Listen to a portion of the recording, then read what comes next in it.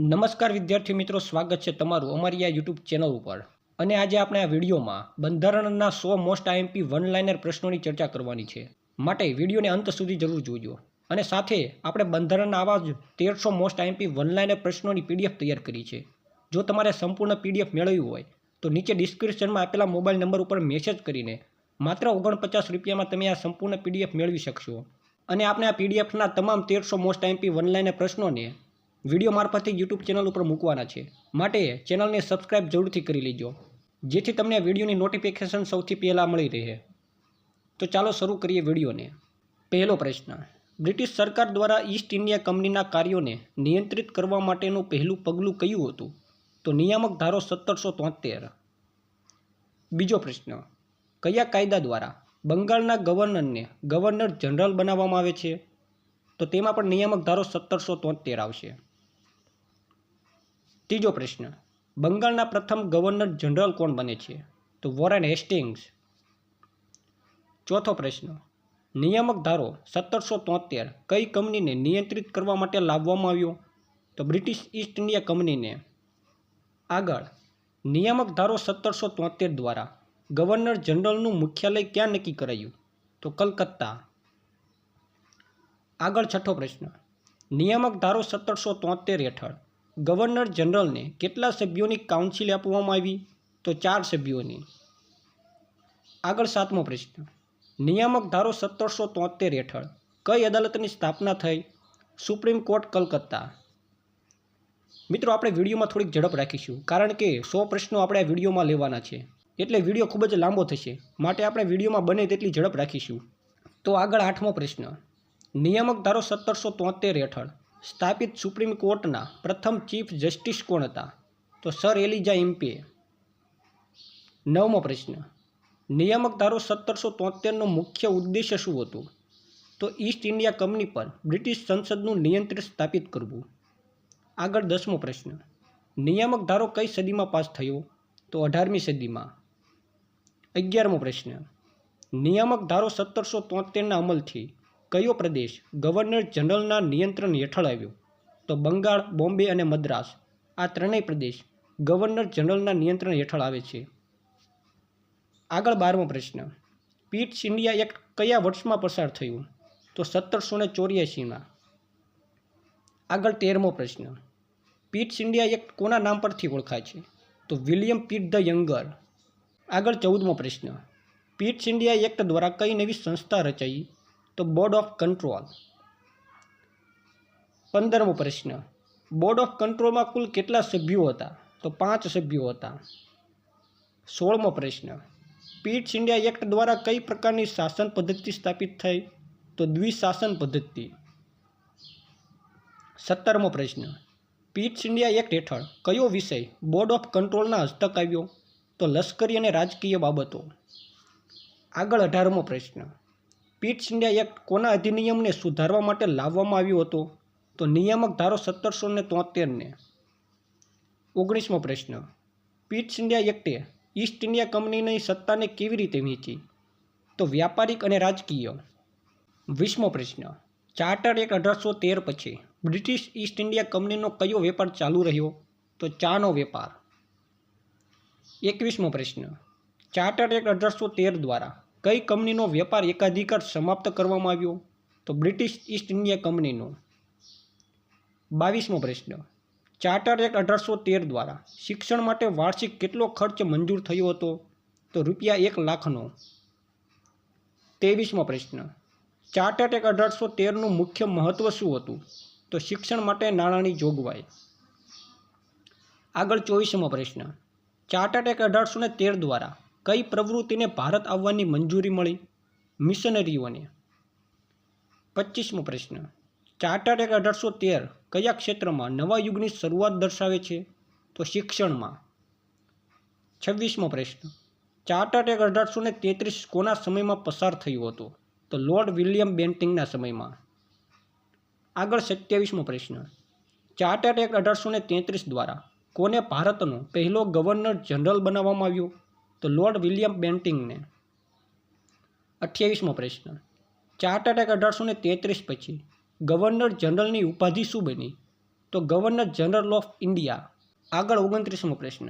Chartered act 1833 દ્વારા કઈ કંપનીના વ્યાપારિક અધિકારો સમાપ્ત થયા? તો ઈસ્ટ ઇન્ડિયા કંપનીના. 30મો પ્રશ્ન. ચાર્ટર્ડ એક્ટ 1833 પછી ઈસ્ટ ઇન્ડિયા કંપનીનું મુખ્ય કાર્ય શું રહ્યું? તો વહીવટ. 31મો પ્રશ્ન. ચાર્ટર્ડ એક્ટ 1833 દ્વારા કઈ બાબતનો અંત આવ્યો? તો વેપાર એકાધિકારનો. આગળ 32મો પ્રશ્ન. ચાર્ટર્ડ એક્ટ 1833નો મુખ્ય હેતુ શું હતો? તો વહીવટી કેન્દ્રીકરણ. આગળ 33મો પ્રશ્ન. ચાર્ટર્ડ એક્ટ 1853 દ્વારા કોને પ્રથમ વખત અલગ કરવામાં આવ્યા? તો ધારાકીય અને કારોબારીને. 34મો પ્રશ્ન. ચાર્ટર્ડ એક્ટ 1853 દ્વારા કઈ નવી વ્યવસ્થા શરૂ થઈ? તો ખુલ્લી સ્પર્ધાત્મક પરીક્ષા. આગળ ચાર્ટર્ડ એક્ટ 1853 હેઠળ વિધાનસભામાં કેટલા નવા સભ્યો ઉમેરાયા? તો 6 સભ્યો. આગળ ચાર્ટર્ડ એક્ટ 1853 વખતે ગવર્નર જનરલ કોણ હતો? તો લોર્ડ ડેલહાઉસી. આગળ 37મો પ્રશ્ન. ચાર્ટર્ડ એક્ટ 1853 કઈ દિશામાં પ્રથમ પગલું ગણાય છે? તો લોકશાહી શાસનમાં. આગળ 38મો પ્રશ્ન. ચાર્ટર્ડ એક્ટ 1853 પછી કયો કાયદો આવ્યો? તો ભારત સરકાર અધિનિયમ 1858. આગળ 39મો પ્રશ્ન. ભારત સરકાર અધિનિયમ 1858 શા માટે લાગુ કરવામાં આવ્યો? તો 1857ના વિપ્લવ પછી. 40મો પ્રશ્ન. 1858ના અધિનિયમથી કોની સત્તા સમાપ્ત થઈ? તો ઈસ્ટ ઇન્ડિયા કંપનીની. 41મો પ્રશ્ન. 1858ના અધિનિયમથી ભારત પર સીધું શાસન કોના હાથમાં ગયું? તો બ્રિટિશ તાજના. 42મો પ્રશ્ન. 1858ના અધિનિયમથી કયા નવા પદની રચના કરવામાં આવી? તો સેક્રેટરી ઓફ સ્ટેટ એટલે કે હિન્દી સચિવની. 43મો પ્રશ્ન. સેક્રેટરી ઓફ સ્ટેટ ફોર ઇન્ડિયાને મદદ કરવા શું બનાવાયું? તો કાઉન્સિલ ઓફ ઇન્ડિયા. આગળ 44મો પ્રશ્ન. Secretary of state for India કેટલા સભ્યોની કાઉન્સિલથી સહાય મેળવતા? તો 15 સભ્યોની. આગળ 45મો પ્રશ્ન. 1858ના અધિનિયમથી ગવર્નર જનરલને કયા નવા નામથી ઓળખવામાં આવ્યો? તો વાઇસરોયના નામથી ઓળખવામાં આવે છે. આગળ 46મો પ્રશ્ન. પ્રથમ વાઇસરોય કોણ હતું? તો લોર્ડ કેનિંગ. આગળ 47મો પ્રશ્ન. 1858ના અધિનિયમ પછી ભારતની રાજધાની ક્યાં રહી? તો કોલકાતા. આગળ 48મો પ્રશ્ન. 1858ના અધિનિયમ હેઠળ બોર્ડ ઓફ કંટ્રોલ અને કોર્ટ ઓફ ડાયરેક્ટર્સનું શું થયું? તો રદ કરવામાં આવ્યા. આગળ 49મો પ્રશ્ન. ઇન્ડિયન કાઉન્સિલ એક્ટ 1861 કોના શાસનકાળમાં પસાર થયો હતો? તો લોર્ડ કેનિંગ. 50મો પ્રશ્ન. ઇન્ડિયન કાઉન્સિલ એક્ટ 1861 દ્વારા કઈ વ્યવસ્થા ફરી શરૂ કરવામાં આવી? તો વિધાનસભામાં ભારતીયોની નિમણૂક. 51મો પ્રશ્ન. ઇન્ડિયન કાઉન્સિલ એક્ટ 1861 દ્વારા વાઇસરોયને કયો અધિકાર આપવામાં આવ્યો? તો વટહુકમ બહાર પાડવાનો. આગળ ઇન્ડિયન કાઉન્સિલ એક્ટ 1861 મુજબ વાઇસરોય કેટલા સમય માટે વટહુકમ બહાર પાડી શકતો? તો 6 મહિના માટે. આગળ ઇન્ડિયન કાઉન્સિલ એક્ટ 1861નું મુખ્ય મહત્ત્વ શું છે? તો વિધાનસભામાં ભારતીયોની ભાગીદારી શરૂ થઈ. આગળ 54મો પ્રશ્ન. ઇન્ડિયન કાઉન્સિલ એક્ટ દ્વારા કયા પ્રાંતોમાં વિધાનસભા સ્થાપવાની મંજૂરી આપવામાં આવી? તો બંગાળ, બોમ્બે અને મદ્રાસમાં. આગળ 55મો પ્રશ્ન. ઇન્ડિયન કાઉન્સિલ એક્ટ 1861 પહેલાં કયો એક્ટ લાગુ હતો? તો ભારત સરકાર અધિનિયમ 1858નો. 56મો પ્રશ્ન. ઇન્ડિયન કાઉન્સિલ એક્ટ 1892નો મુખ્ય ઉદ્દેશ્ય શું હતો? તો વિધાન પરિષદનું વિસ્તરણ કરવું. આગળ ઇન્ડિયન કાઉન્સિલ એક્ટ 1892 દ્વારા ભારતીય સભ્યોને કઈ પરવાનગી મળી? તો પ્રશ્ન પૂછવાની મર્યાદિત સત્તા. આગળ ઇન્ડિયન કાઉન્સિલ એક્ટ દ્વારા કઈ પ્રણાલી શરૂ થઈ? તો અપ્રત્યક્ષ ચૂંટણી. આગળ ઇન્ડિયન કાઉન્સિલ એક્ટ 1892માં બજેટ બાબતે સભ્યોને શું અધિકાર મળ્યો? તો બજેટ પર ચર્ચા કરવાનો. આગળ 60મો પ્રશ્ન. ઇન્ડિયન કાઉન્સિલ એક્ટ 1892 કોની માંગને કારણે લાવવામાં આવ્યો? તો ભારતીય રાષ્ટ્રીય કોંગ્રેસની માંગને કારણે. આગળ 61મો પ્રશ્ન. ઇન્ડિયન કાઉન્સિલ એક્ટ 1909ને કયા નામે ઓળખવામાં આવે છે? તો માલ્લે મિન્ટો સુધારો. આગળ માલ્લે મિન્ટો સુધારા હેઠળ સૌપ્રથમ શું રજૂ કરવામાં આવ્યું? તો અલગ મતદાર મંડળ. આગળ 63મો પ્રશ્ન. માલ્લે મિન્ટો સુધારા હેઠળ અલગ મતદાર મંડળ કોને આપવામાં આવ્યું? તો મુસ્લિમોને. આગળ માલ્લે મિન્ટો સુધારા દ્વારા કઈ સંસ્થાનો વિસ્તાર કરવામાં આવ્યો? તો ધારાસભાનો. આગળ 65મો પ્રશ્ન. માલ્લે મિન્ટો સુધારા દ્વારા ધારાસભામાં કોને સામેલ કરવાની જોગવાઈ કરવામાં આવી? તો ભારતીય સભ્યોને. આગળ 1909ના એક્ટ દ્વારા પ્રથમવાર ભારતીયોને ક્યાં સ્થાન મળ્યું? તો વાઇસરોયની કારોબારી પરિષદમાં. આગળ વાઇસરોયની કારોબારી પરિષદમાં નિયુક્ત થનાર પ્રથમ ભારતીય કોણ હતું? તો સત્યેન્દ્ર પ્રસાદ સિન્હા. આગળ 68મો પ્રશ્ન. ભારત સરકાર અધિનિયમ 1919ને કયા નામથી ઓળખવામાં આવે છે? તો મોન્ટેગ્યુ ચેમ્સફર્ડ. આગળ 69મો પ્રશ્ન. 1919ના અધિનિયમથી કઈ પદ્ધતિ અમલમાં આવી? તો પ્રાંતોમાં દ્વિમુખી અને કેન્દ્રમાં દ્વિગૃહી એટલે દ્વિશાસન પદ્ધતિ. આગળ 70મો પ્રશ્ન. 1919ના અધિનિયમ સમયે ભારતના વાઇસરોય કોણ હતા? તો લોર્ડ ચેમ્સફર્ડ. આગળ 71મો પ્રશ્ન. દ્વિશાસન પદ્ધતિ ક્યાં લાગુ કરવામાં આવી? તો પ્રાંતોમાં. આગળ 1919ના અધિનિયમ મુજબ પ્રાંતોમાં આરક્ષિત વિષયો કોણ સંભાળતા? તો ગવર્નર. આગળ 73મો પ્રશ્ન. ભારતીય શાસન અધિનિયમ 1919 દ્વારા કેન્દ્રીય ધારાસભા કેવી રીતે રચાઈ? તો દ્વિસદન અથવા દ્વિગૃહી. આગળ 74મો પ્રશ્ન. કયા અધિનિયમથી શીખ, એંગ્લો ઇન્ડિયન, ભારતીય ખ્રિસ્તીઓ અને યુરોપિયનોના પણ અલગ મતદાર મંડળ રખાયા? તો 1919ના અધિનિયમથી.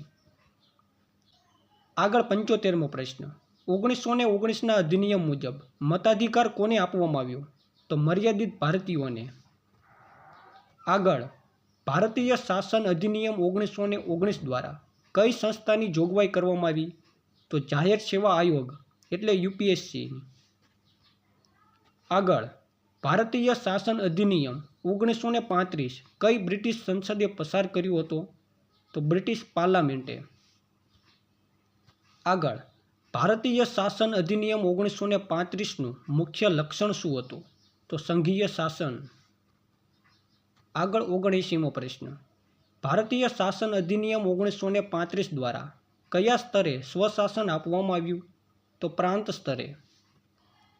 આગળ 1935ના અધિનિયમ મુજબ વિષયો કેટલી યાદીમાં વહેંચાયા? તો 3 યાદીઓમાં. આગળ 1935ના અધિનિયમ મુજબ 3 વિષયો કયા હતા? તો કેન્દ્ર યાદી, રાજ્ય યાદી અને સમવર્તી યાદી. આગળ 82મો પ્રશ્ન. ભારતીય શાસન અધિનિયમ 1935 હેઠળ રિઝર્વ બેંક ઓફ ઇન્ડિયાની સ્થાપના ક્યારે થઈ? તો 1934ની સાલમાં. આગળ 1935ના અધિનિયમ મુજબ ભારતનો સર્વોચ્ચ કાર્યકારી અધિકારી કોણ હતો? તો વાઇસરોય. આગળ ભારતીય બંધારણમાં સૌથી વધુ જોગવાઈઓ કયા અધિનિયમમાંથી લેવામાં આવી છે? તો ભારતીય શાસન અધિનિયમ 1935માંથી. આગળ ભારતીય સ્વતંત્રતા અધિનિયમ ક્યારે પસાર થયું? તો 18 જુલાઈ 1947ના દિવસે. આગળ ભારતીય સ્વતંત્રતા અધિનિયમ અમલમાં ક્યારે આવ્યો? તો 15 ઓગસ્ટ 1947ના દિવસે, જ્યારે આપણો દેશ આઝાદ થયો. આગળ ભારતીય સ્વતંત્રતા અધિનિયમ 1947 દ્વારા કયા 2 દેશોની રચના થઈ? તો ભારત અને પાકિસ્તાન. આગળ ભારતને કયા દિવસથી સ્વતંત્રતા મળી? તો 15 ઓગસ્ટ 1947ના દિવસથી. આગળ 89મો પ્રશ્ન. ભારતીય બંધારણ બન્યા સુધી કયો કાયદો લાગુ રહ્યો? તો 1935નો અધિનિયમ. આગળ ભારત ક્યારે સંપૂર્ણ ગણરાજ્ય બન્યું? તો 26 જાન્યુઆરી 1950ના દિવસે. આગળ ભારતીય સ્વતંત્રતા ધારા 1947 મુજબ ભારત માટે કાયદા બનાવવાની સર્વોચ્ચ સત્તા કોને હતી? તો બંધારણ સભાને.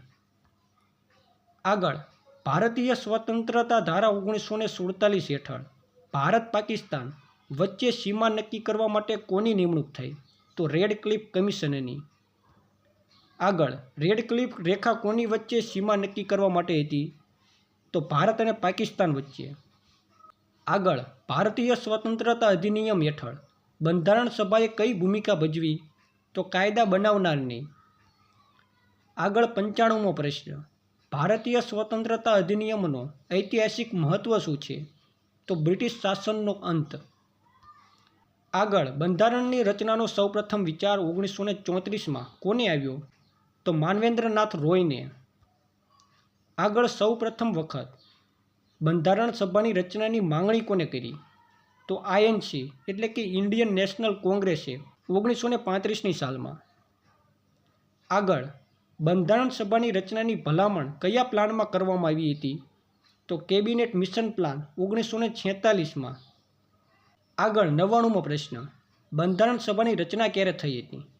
તો 1946ની સાલમાં. અને છેલ્લે 100મો પ્રશ્ન. બંધારણ સભાની પ્રથમ બેઠક ક્યારે મળી હતી? તો 9 ડિસેમ્બર 1946ના દિવસે. તો વિદ્યાર્થી મિત્રો, આ હતા બંધારણના 100 એવા મોસ્ટ વન લાઇનર પ્રશ્નો કે જે તમને આગળ કોમ્પિટિટિવ એક્ઝામમાં ખૂબ જ ઉપયોગી થવાના છે.